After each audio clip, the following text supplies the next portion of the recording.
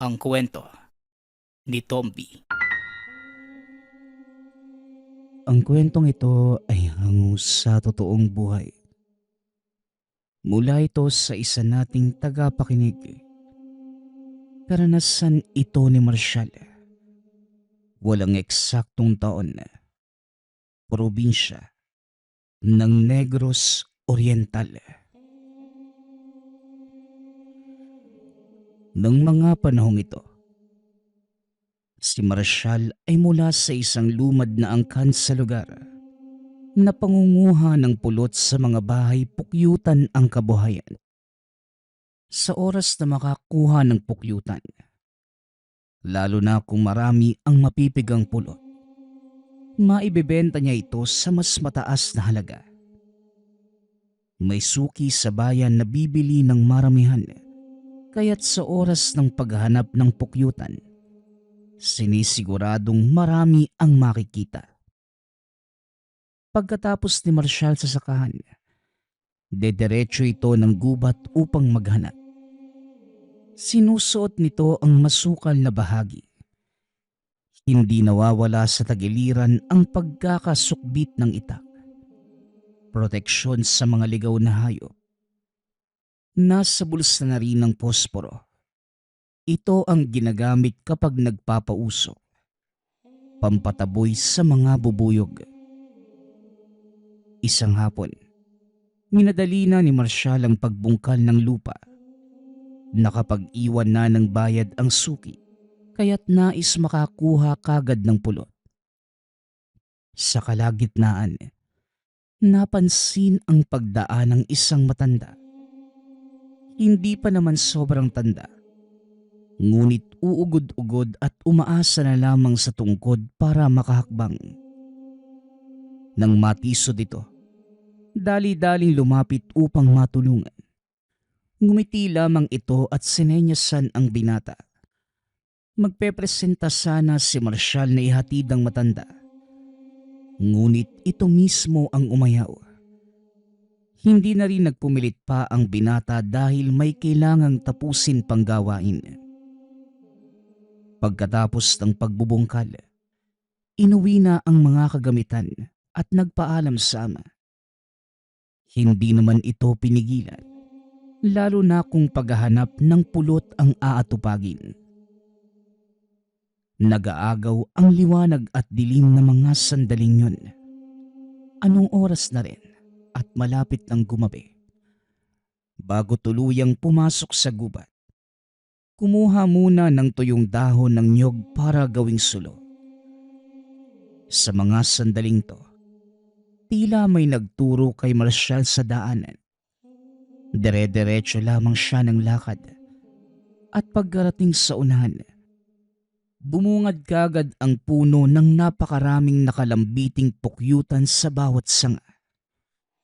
Subalit isa sa mga ito ang nakaagaw pansin, ang nasa pinakaitaas. Masyadong matayog ang puno.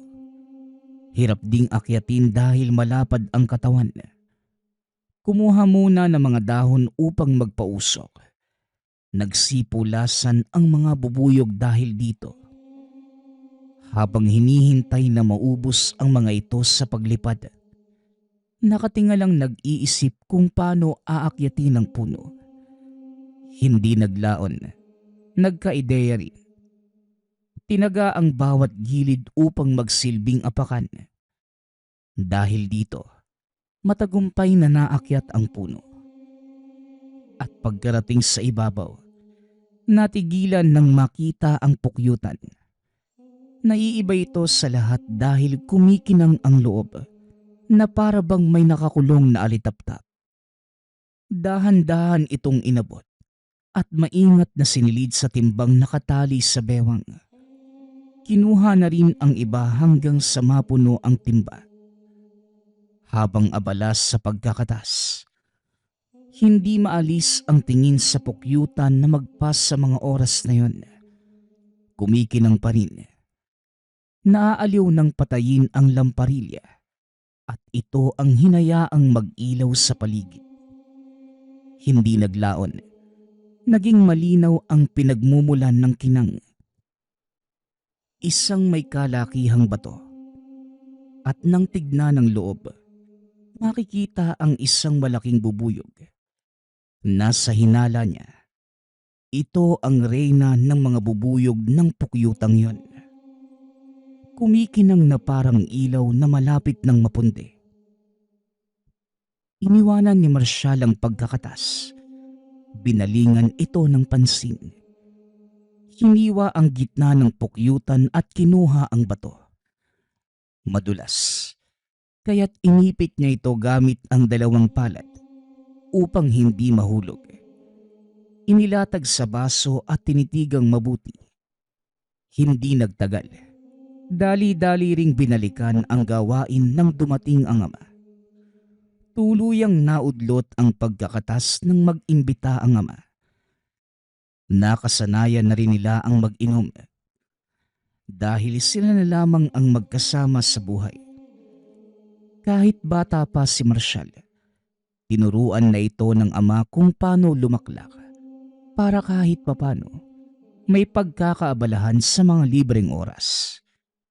Hindi naman maramihan, saktuhan lang na mainitan ang katawan. Habang umiinom ay napatitig sa baso. Hindi mapakali nang maalalang ito ang pinaglagyan ng nakuhang bato sa bahay pukyutan. Wala na ito at sigurado siyang nalunok. May napansin siyang matigas na bagay na dumulas sa kanyang lalamunan.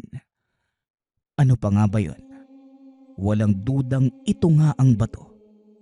Napangiwi pa ang binata. Ngunit nang maramdaman na wala namang nangyari, hindi na inisip.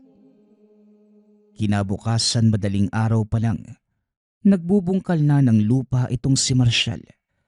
Ang ama naman ay nagtatanim ng punla ng mais. Binilisan ng pagkilos para hindi na maabutan ng araw. Umiiwas lamang sila sa matinding init dahil minsan na ding inatake ang ama. Habang kumakayod, napansin ng binata ang kakaibang lakas ng katawan. Hindi rin ito nakakaramdam ng pagod. Nang lingunin ang pinagbungkalan, hindi makapaniwalang malayo na pala ang naabot. Kaunti na lamang ay matatapos na ang lahat. Tinawag naman siya ng ama na nagpapahinga sa isang tabi. Marshall, magpahinga ka naman anak. Umiiwas tayong maabutan ng araw. Pero hindi ibig sabihin, hindi na tayo magpapahinga. Halika't magmerienda muna tayo. Nakakagutom at nakakauhaw ang ganitong gawain. Sandali, hindi ka man lang pinagpawisan na. Samantalang ako, malapit ng kapusin ang hininga. Wika ni Tatay Lian. Ay, sinisigurado ko bukas nakalmado ako habang nagtatrabaho para kahit papano, hindi madaling mapagod. Pero, oo nga po no, kailangan din ng pahinga. Ako na po yung magsasali ng kape mo tay. Tugon ni Marshall. Agarang kinuha ni Marshall ang takore. Nagsali ng kape sa tasa at sabay silang nagmerienda sa tabi. Naunang natapos ang ama na kagad ding bumalik sa trabaho. Siya naman sa kabilang banda. Natigilan ng matanaw ang matanda sa hindi kalayuan. Binabaybay nito ang daan. Mabagal ang paglalakad. Iniwanan ng tingin saglit upang ayusin ang pinagkainan. Ngunit laking gulat nang bigla itong mawala. Malawak ang paligid dahil bagong ani. Nasa gitna pa ang matanda ngunit ngayon, bigla na itong naglaho. Nagkibit balikat na lamang si Marshall. Bumalik sa pagbubungkal alinsunod sa wika ng ama. Pagkatapos sa taniman, inihanda ang bote-bote ng pulot pukyutan para maibenta sa bayan. Hinarga na rin ng ama ang sako ng kamote at saging sa kariton, nahihilahin ng kalabaw pababa ng burol. Pagkarating sa bayan, Hindi na kailangang maghintay ng ilang oras para makabenta dahil nag-aabang na ang suki na agarang pinakyaw ang lahat. Tuwang-tuwa si Marshall dahil sa ganitong hanap buhay. Ngayon pa lamang nakaranas na pinakyaw lahat ng paninda. At bonus pa, mataas na halaga ang binayad sa kanya. Nakabili sila ng bigas, pagkain, mga gamit, at iba pang naibigan sa pamilihan. Pagkatapos nito ay umuwi na rin para magpahinga.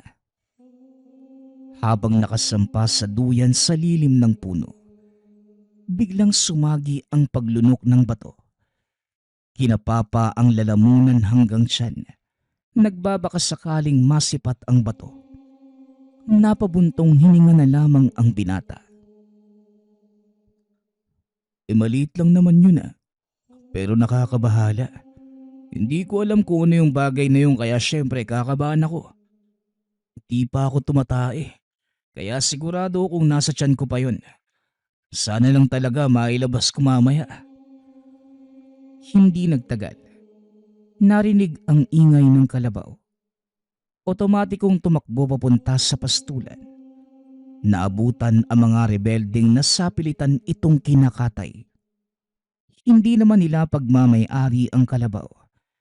Ngunit dahil minsan nanghihiram para gamitin sa pag-aararo, hindi niya ito kayang baliwalain.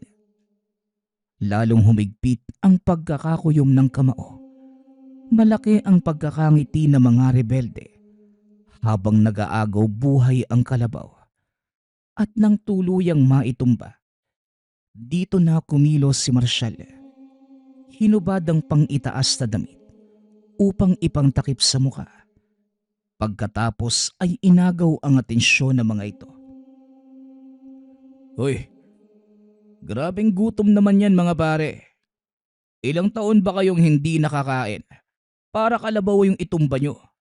Sa laki ng hayop na yan, aabuti ng ilang buwan bago maubos. Sita ni Marshall. Nagkatinginan ang mga rebelde. 5 lahat ang mga ito. Ang isa na may mahabang buhok ang lumapit sa kanya. Nay, kung ako sa'yo, dumiretso ko na lang sa pupuntahan mo. Huwag ka nang makialam dito. Kung ayaw mong magilita ng leeg at nagtakip ka pa talaga ng muka, para kang timang. Wika ng rebelde. Nagtawanan ang mga ito. Ngunit dahil seryoso si Marshall, pinakitaan ng kamao. Lalo pang humalakhak ang grupo. Patpatin kasi itong si Marshall. At kung titignan, isang hampas ng hangin ay pwede nang tangayin. Abat, sira ulo yata ito Kung makahamon akala mo may laman yung katawan. Puro lang naman buto. Oy Noy, uulitin ko para malinawan ka. Kung ako sa'yo, dumiretso ka na lang sa pupuntahan mo. Huwag ka nang mag-aksaya ng oras dito. Dahil hindi kami magsasayang ng lakas sa katulad mong... Ay sus Mariosep. Tumalikod ang mga ito upang balingan ang kalabaw. Ngunit bago pa magalaw ang laman, humiyaw ang isa. Nagulat ang lahat ng itumba ni Marshall. Hindi nakatayo dahil bali ang binte. Rumesponde ang iba ngunit pasimpleng binalian ng braso at binte. Kanya-kanya sa pagdaing ang mga ito. Ang natira, ang lalaking may mahabang buhok. Gulat na nakatitig kay Marshall. Umayos din at binalandra ang masamang titig. Uy, huwag mo akong tignan ng ganyan kung ayaw mong matulad sa kanila. Wika ni Marshall. Huwag mo nga akong pagsalitaan ng ganyan. Baka paglamayan ka mamayang gabi. Sino ka ba? Ha? Ipakita mo ang tunay mong mukha. Pananakot ng rebelde. Bumunot ito ng baril sabay tutok sa ulo ni Marshall. Hindi rin maintindihan ng binata kung bakit hindi man lang siya natakot. Taas noong hinarap ang rebelde. Nang magpaputok ito, otomatikong kumilos ang katawan upang umiwas. Nang makatsyempo, sinakalang rebelde. Tangka na sanang pupuruhan nang magsalita ito. Wag, maawa ka sa akin. Hindi na namin kukunin yung kalabaw. Pasensya na. Pasensya na. Kung gusto mo babayaran na lang kita. Magkano ba? Ngumiti ng nakakaloko si Marshall nang maramdaman ang takot nito. Dahan-dahang binitawan ng binata. Iniwanan ang mga kasama at kumaripas ng takbo. Paika-ika, gumagapang na lumayo ang natirang rebelde. Nang mawala na ang mga ito, dumating si Tatay Leon at Mang Juan, ang may-ari ng kalabaw. Laking pasasalamat sa pagharap ni Marshall sa mga rebelde. Tulong-tulong din sila na maikarga ito at maiuwi. Para hindi masayang, binalot ng kilo-kilo at binenta sa murang halaga. Binigyan din ng parte ang binata bilang dagdag pasasalamat. Habang nakaupo sa hagdan, napansin ni Marshall ang pagtitig ng ama. O tay, bakit naman po kayo ganyan makatingin? May problema po ba tayo? Nakita ko ang ginawa mo kanina. Kung hindi ko lang kilala ang hubog ng katawan mo, masasabi kong ibang tao yon. Magkasama naman tayo araw-araw dito sa iisang bubong. Pero bakit parang may parte ng pagkatao mo ang hindi ko nalalaman? Paano ka natutong makipaglaban sa delikadong tao katulad ng rebelde? At lalong paano mo nagawang iwasan ang bala ng baril? Ginulpe mo rin sila ng walang kahirap-hirap. Kung tutuusin, sa pagtatanim at paghahanap buhay lamang umiikot ang buhay natin. Pero paano? Hindi ko na alam. Ang dami kong tanong magmula noong nakita kita kanina. Ngayon, sabihin mo sa akin. Natahimik ang binata. Napahugot ng hininga.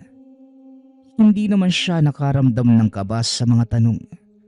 Sa halip, kagaanan ng loob. Kaso lang, wala din itong ideya kung ano ang isasagot sa ama. Kamot ulo lamang ang binata habang kaharap ito. Ang totoo po niyan, tay, hindi ko din po alam eh.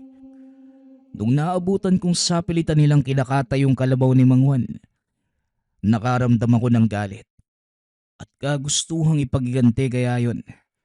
Hindi ko nga alam kung paano nagsimula basta sa pagkakaalam ko, nagulpi ko na yung mga rebelde.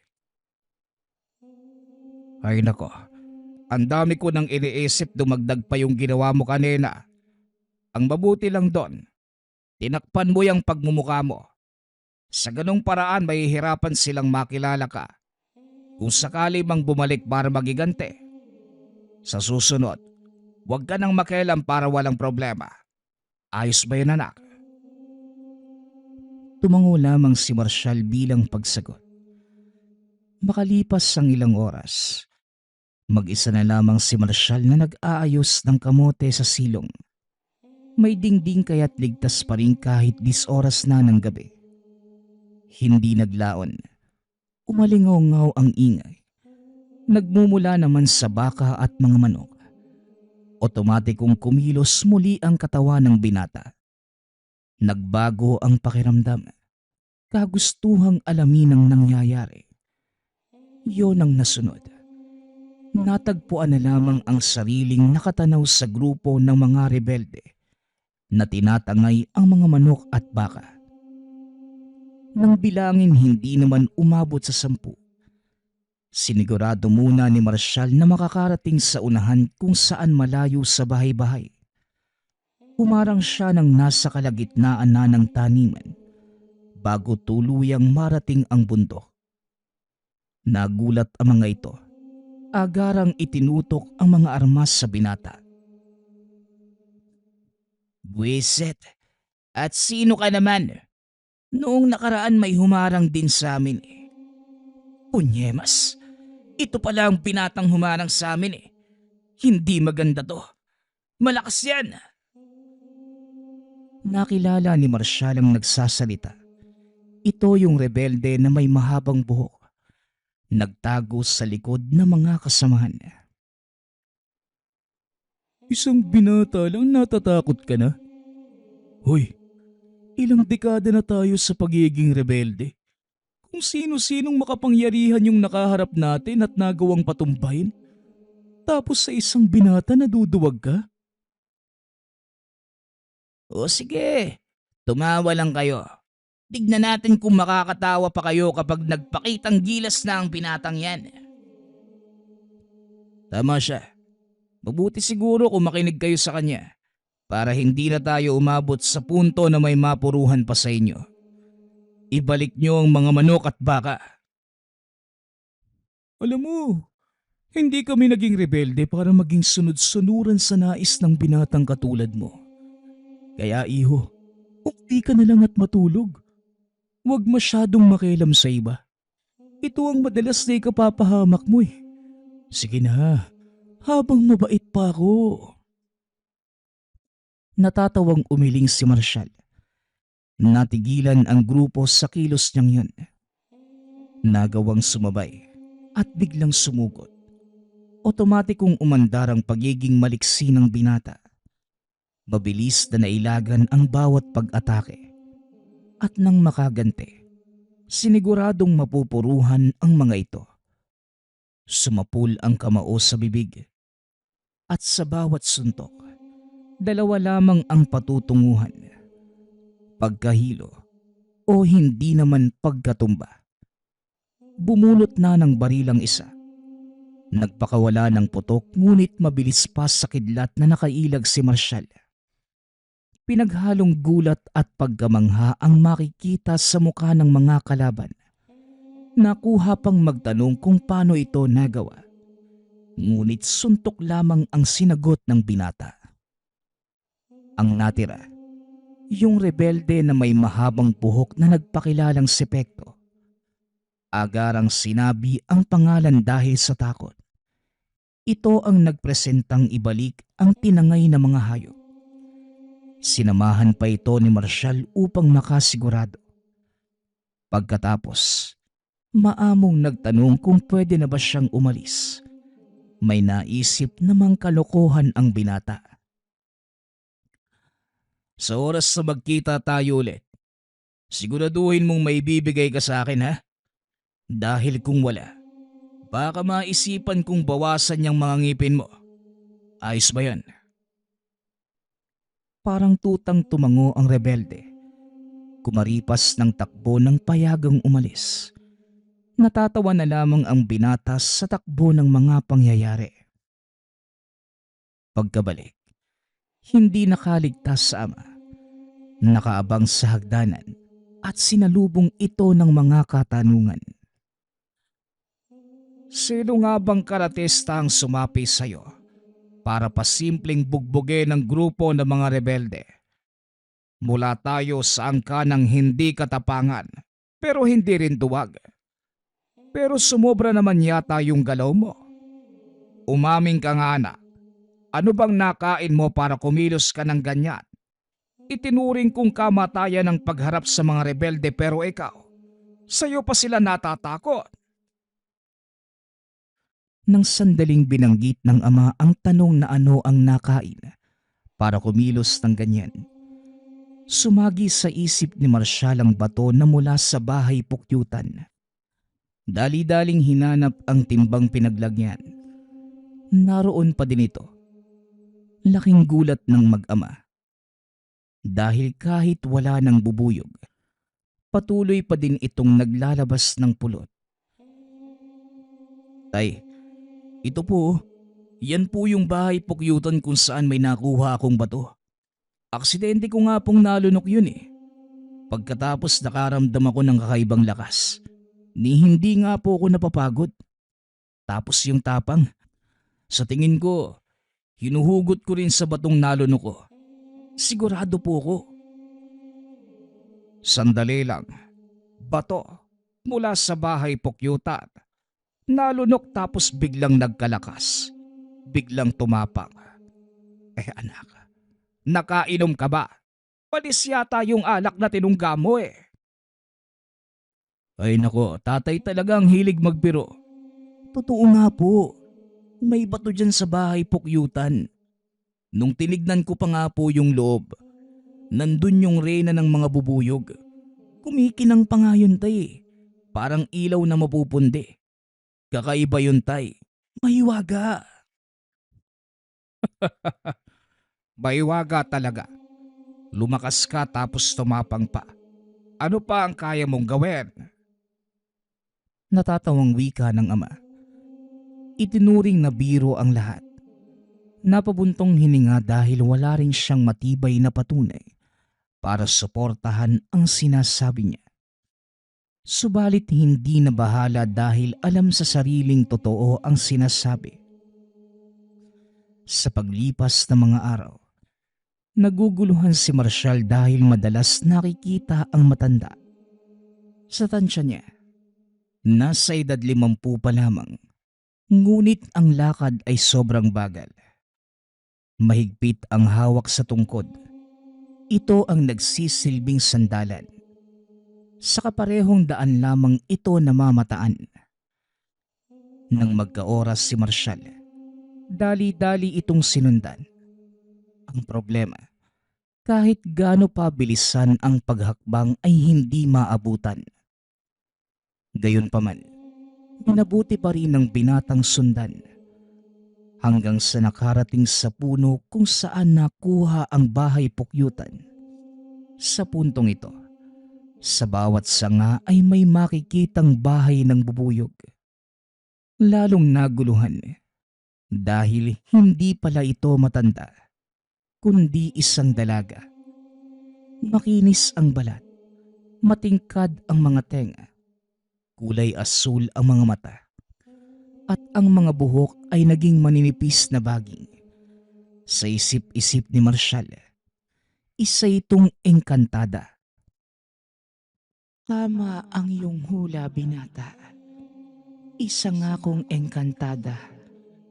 Huwag mo sanang bigyan ng masamang kahulugan ng pagpapakita ko dahil gusto ko lang makasigurado na nasa iyo na ang mutya. Ang batong nakuha mo mula sa bahay pukyutan ay isang makapangyarihang mutya. Hindi ko na kailangang sabihin ang taglay nitong lakas dahil nararamdaman mo yun sa nakalipas na mga araw. Ang tanging gagawin mo na lamang, alagaan itong mabuti at babala ko lang din, huwag mong aabusuhin para hindi ka talikuran. Ngunit kahit ganong kahaba ang sinabi ng engkantada, nakulangan pa rin si Marshall sa paliwanag.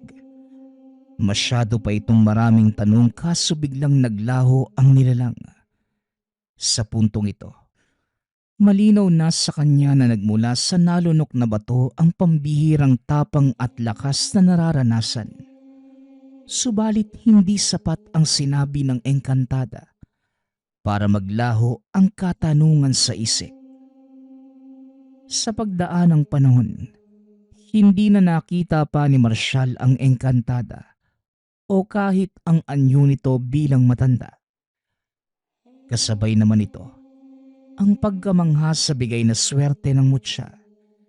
Hindi lang sa pagyabong ng pananim pumapabor, maging sa iba pang oportunidad.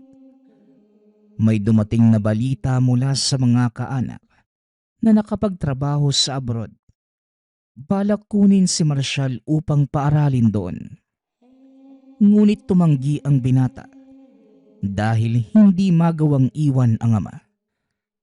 Si Tatay Leon din naman, bibigyan sana ng kontrata para maging manager sa maliit na kumpanya ng dating kaklase. Nakapagtapos bilang mechanical engineer, ngunit hindi pinalad na makahanap ng matinong trabaho noong araw. Kaya't nauwi sa pagsasaka. Nawala na rin sa isipan na gamitin ang kursong natapos Nakatutok lamang ang atensyon sa hanap buhay at kay Marshall. Pero magalang na humindi si Tatay Leon. Mas piniling manatili sa kasalukuyang buhay dahil kahit papano, umaasenso na rin unti-unti.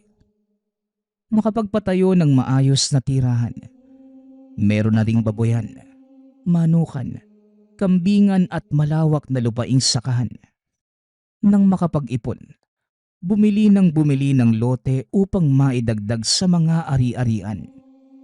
Sapat na ito para sa kanila, kaya't ang mga oportunidad, hinihindian kahit na mas malaki ang kikitain kumpara sa kasalukuyang pinagkakakitaan. Ngayon na pumapabor sa atin ang swerte, lilipat pa ba tayo sa ibang pagkakakitaan? Dininig ng langit ang matagal ko ng dasal.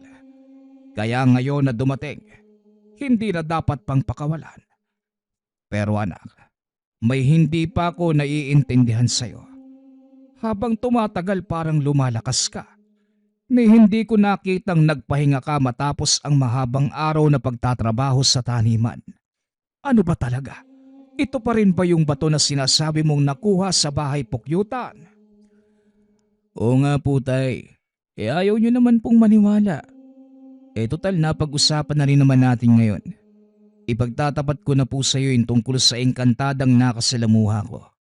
Sa tingin ko nga, sa kanya galing yung mutsyang to eh. Ang sabi niya, ay naku si tatay naman eh, huwag ka munang tumawa. Pasensya na. Noong una sabi mo ba to, tapos ngayon engkantada. Sabog ka ba anak? Ayan tayo tay eh. Nagtatanong ka tapos kapag sasagutin ko tatawanan mo lang ako. Huwag na nga. O sige, sige. Hindi na ako tatawa. Ano ba yun anak? Ikwinento ni Marshall ang nangyari ng araw na nakasalamuha ang engkantada. Minadali ang pagsasalaysay dahil hindi na mapigilan ng ama ang pagtawa. Lumalakas ang paghalakak nito. Hirap paniwalaan ang sinasabi ng anak. Nakangusong tumigil si Marshall habang ito ay patuloy pa rin sa pagtawa. Hindi na lamang pinansin ng binata. Iniwanan ito sa tindahan. Subalit muling napalingon ng dumagsa ang mga rebelde upang manloob. Nasagad ang galit ni Marshall nang makitang tinutukan ng barilang ama. Mabilis ang hakbang na bumalik. Binawi ang armas at pinaputokan ng sunod-sunod ang grupo. Hindi naman ito tinamaan. Tinatakot lang. Nagsitakbuhan ang karamihan. Ngunit may iisang nanatili. Ikaw pala ang sinasabi ni Pekto. Binatang hindi natatakot sa bala ng baril. Ano nga ba ang kaya mong gawin, iho?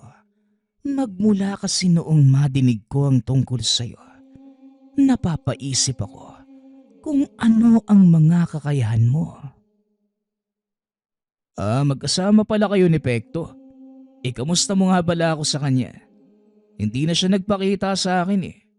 Pakisabi, nasasabi ka kung makausap siya. At ikaw, ano bang pangalan mo? Ganitong oras talaga kayo nananalasa kapag hindi na rumuronda sa paligid ng militar. Wika ni Marshall. Palihim na sinisenyasan ang ama na umalis muna. Agarang binato ang kamay ng rebelde nang tangkaing barilin si Tatay Leon. Bumaling ito sa kanya.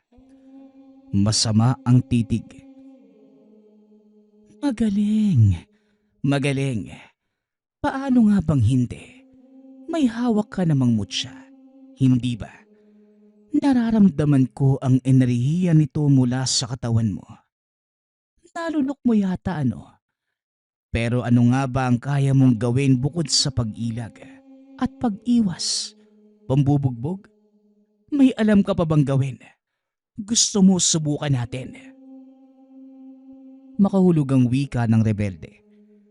Binaba nito ang armas at iba pang patalim na nakasukbit sa tagiliran. Pinakita nito kay Marshall na wala na siyang sandata. Nakangiti ng nakakalokong humarap sa binata. Oh, ano na naman yung trip mo sa buhay? Kung makahamon ka parang napakalakas mo eh. Baka nagtatapang-tapangan ka lang ha, para hindi ka magmukhang duwag. Ngunit biglang natahimik ng magbago ang aura ng kalaban. Naglabas ng garapa ang rebelde. Pinahid sa mga palad. Pagkatapos pa isa-isang binigkas ang salita na ito lang din ang nakakaunawa. Kunot noong tinitiga ni Marshall hanggang sa nakaramdam ng paniligas ng mga daliri. Sinundan ito ng bahagyang pagkahilo at puwersa na parang kinukuyog ng hindi nakikitang kalaban. Nang balikan ng rebelde, malaki ang pagkakangiti sa mukha. Hindi niya maunawaan ang ginawa nito dahil nangyayari ang hindi maipaliwanag na kaganapan sa pamamagitan ng pagsasalita. Gayunpaman, nagkibit balikat lamang siya sabay kontra ng lahat ng ito. Sa simpleng paglapit sabay suntok, naputol ang ginagawa ni alias Cobra. Tumilapon ito sa dingding. Hawak-hawak ang dugo ang ilong. Naaasar itong tumawa. Masama pa ring nakatitig kay Marshall. At sino ba ang nagbigay sa'yo ng mutsyang yan? Anong klase ng mutya ang meron ka para makontra ang Tigalpo ko? Tigalpo pala ang tawag sa ginawa mo. Maayos magaling. Pero hindi sapat para patumbahin ako. Sandali nga, hindi ba sabi mo alam mong may mutya ako? Bakit naglakas loob ka pang maghamon? Tignan mo, nabasag tuloy ang ilong mo. Huwag mong ibahin ang usapan. Sagutin mo ang tanong ko. Anong klase ng mutya ang meron ka? Mutya na kayang talunin ng sino mang maghamon. Maiksing tugon ni Marshall. Sabay pakawala ng sunod-sunod na suntok sa rebelde. Kung hindi lang umawat ang ama na si Tatay Lean, tuluyan niya nang mapapatay ang tao. Tama na. Wala ka ring pinagkaiba sa taong yang kung papatayin mo siya. Ilang libong buhay na ang pinatay niyan. Masahol pa sa demonyo ang kaluluwa. At kung papatayin mo ang buhay na yon, malamang magiging masahol din ang kaluluwa mo. Gusto mo ba yon, Marshall? Pasensya na po, Tay. Gusto ko lang naman turuan ng leksyon niyang inutil na yan eh. Kung makaasta, akala mo sinong hindi mamamatay-matay. O tama na. Sapat na yung pambubugbog mo para magtanda. Sigurado kung hindi na yun babalik dito. Dito lamang kumalma ang binata. Binalingan na lamang ang nasirang bahagi ng tindahan at binalik sa ayos. Paglipas ng ilang buwan, tuloy-tuloy pa rin ang pasok ng swerte sa negosyo. Ngunit napansin ni Marshall na habang tumatagal, nangihina na si Tatay Lean. Maayos tignan ang pisikal na itsura, ngunit kung pakikiramdamang mabuti, malalaman na merong mali. Isang gabi, nagpahinga na silang dalawa. Magkaiba na ang kwarto ngunit dinig na dinig ni Marshall ang pag-aray nito. Nang silipin, may malaki itong sugat sa kaliwang binte. Para na itong bahay pukyutan na maraming butas-butas. Nakakadiri pakinggan ngunit ito ang nangyari. Sa pagsasalaysay ni Tatay Lean, may lalaki itong nakabangga doon sa taniman. Tumama ang binti sa bato ngunit hindi naman ito nagkasugat. Hindi rin nakilala kung sino ang lalaki dahil may takip ang muka. Duda si Marshall na ito ay walang iba kundi ang rebeldeng nakasagupa sa tindahan. Ito lamang ang naiisip na pwedeng makagawa ng ganito dahil meron itong kakayahan sa Tigalpo. Walang ideya si Marshall sa gamutan, Ngunit nang maisip ang bahay pukyutan kung saan nakuha ang mutya, na magpasa hanggang ngayon ay naglalabas pa rin ng pulot. Kumuha ito ng parte at piniga sa sugat. Sinamahan ng taimtim na panalangin sa mutsyang hawak na sana'y gumaling ang kalagayan. Hindi siya binigo. Naging tuyo ang sugat matapos kapitan ng pulot. Pagkatapos, nagpunta sa gubat upang hanapin ang rebelde. Subalit hindi na pala kailangan dahil may nangyari ng sagupaan laban sa militar. Nagtago si Marshal sa tuktok ng burol habang pinapanood ang sagupaan. Natanaw niya ang rebeldeng mahusay sa Tegalpo, ngunit hindi naglaon. Tinumba ito ng mga bala. Tumagos sa ulo kaya't wala na talagang pag-asa. Hindi umalis ang binata. Sinigurado munang tapos na ang buhay ng mga rebelde. At nang makitang tinambak ng sundalo ang mga bangkay at kinarga ng sasakyan, nakahinga ng maluwag ang binata. Tignan mo nga naman yung pagkakataon, oh. Siya na yung humanap ng paraan para ligpitin ka. Pati ba naman si Tatay Lian idadamay mo? Awa na lang sa Diyos. Ang militar na mismo ang tumapos sa'yo dahil kung ako, gugutay-gutayin ko lahat ng parte ng katawan mo. Wika ni Marshal habang hinahatid ng tanaw ang papalayong mga sundalo. Sa paglipas ng panahon, sa awa ng may kapal, hindi na nasundan pa ang mga kaganapan. Lumipat na sila sa sentro ng bayan kung saan hirap na ang mga rebelde na pasukin. Sa bagong tirahan, patuloy ang buhay ng mag-ama. Pagnenegosyo ang pinagkakabalahan kung saan kumikita ng malaki. Marami na ring naipundar at nagpapautang ng pera sa sino mang maisipan na magtayo ng negosyo. Magpasa hanggang ngayon, tinatangkilik pa rin ni Marshal ang presensya ng mutya na nasa katawan. Inaalaga ang mabuti, hindi inaabuso. Alinsunod sa bilin ng engkantadang nagbabantay. Sa mutya, mula sa reyna ng pukyutan. Ang susunod nating kwento ay mula sa isa nating tagapakinig. Karanasan ito ni Allen. Walang eksaktong taon. Probinsya ng Siquijor. Si Allen, panganay sa 8 magkakapatid. At dahil sa hirap ng buhay, maaga itong natutong magtrabaho. Hindi naging madali ang buhay.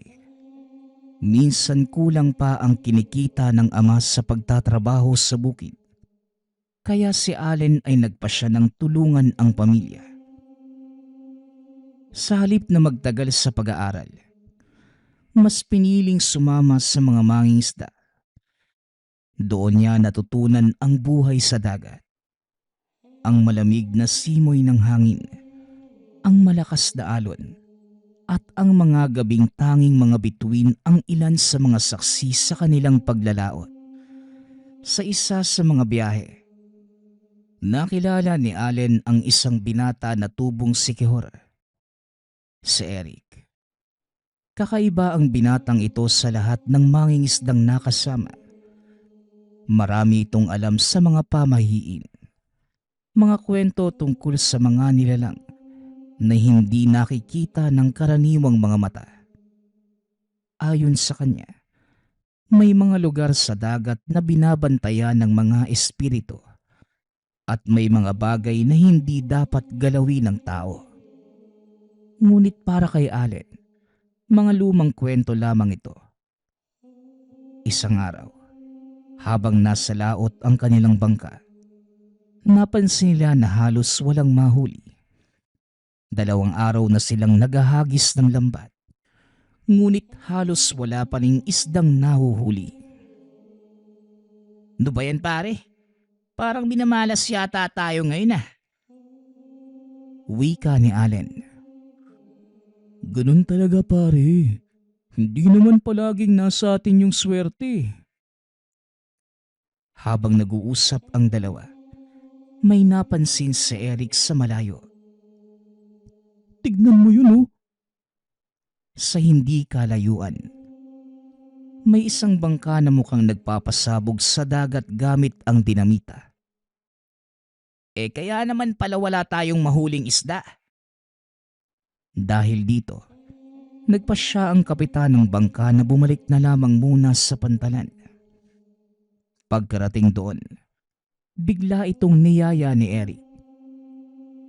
Olin, gusto mo sumama sa akin sa Sikihor? Sikihor? Malayo yun ah.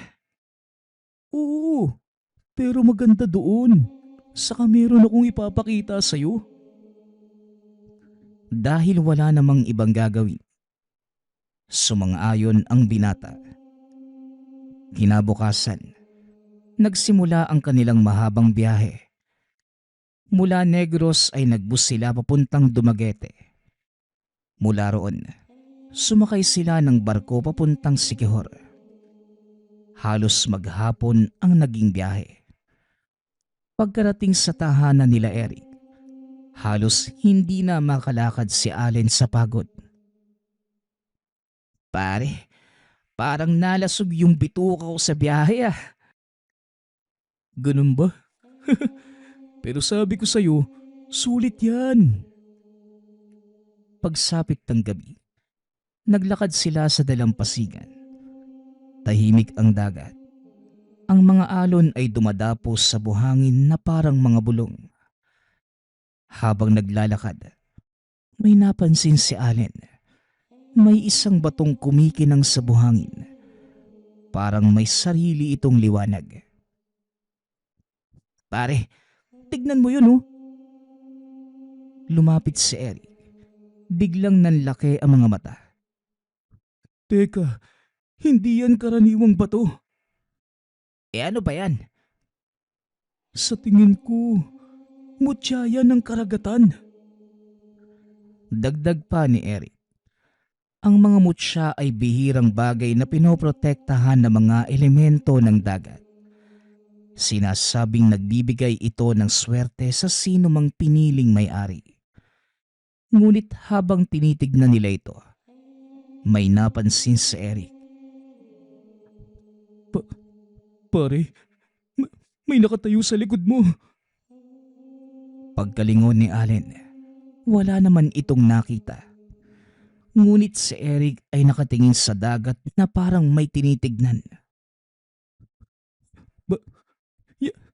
Yan yung bantay ng mutya. Biglang nagliwanag ang mutya. May mga maliliit na liwanag na nagsimulang lumutang sa hangin. Parang mga alitap-tap na ginawa sa liwanag at sa hindi inaasahang pangyayari.